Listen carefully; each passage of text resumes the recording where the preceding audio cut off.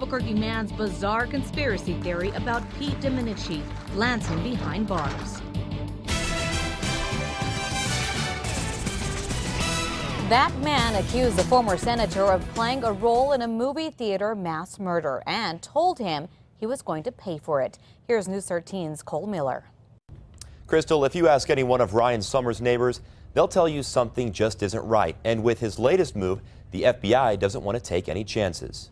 He's not a neighbor you really want to live by. Anthony Gonzalez is talking about this man, Ryan Summers, who's behind bars tonight for making threats to former Senator Pete Domenici.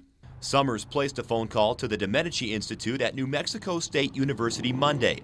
The federal criminal complaint says he left a profanity-laced voicemail, accusing Domenici of being involved in some sort of program that turned James Holmes into a mass murderer that would later open fire in an Aurora, Colorado movie theater. Here's the FBI's transcript of that voicemail. Quote, "So I am figuring out now that Pete Domenici is involved. Domenici and some torture Holmes.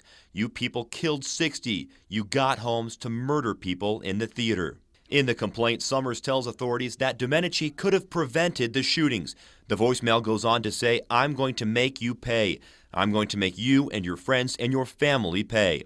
Back in Summers' neighborhood near the fairgrounds, his neighbors say he always acted a little strange. He's just always complaining, doing different odd things like riding by on his bicycle, laughing, looking into the house. And Gonzalez wasn't the only one who noticed this behavior. We talked to quite a few other neighbors off camera, but they all say they've had some very odd encounters with Mr. Summers. Everything from him yelling profanities at them to knocking on their door in the middle of the night. Now, neighbors are hoping Summers gets the help he needs. We need to pay closer attention to it. I think this individual ought to be screened a little bit.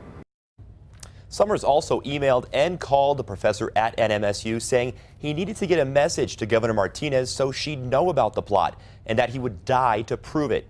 The FBI didn't have a hard time figuring out who made these threats. Summers used his own cell phone and email. Crystal, back to you. All right, thanks, Cole. Now, we could only find one other arrest of Ryan Summers' record. That was for refusing to sign a traffic ticket. He faces up to 5 years in federal prison if he's convicted of making these threats.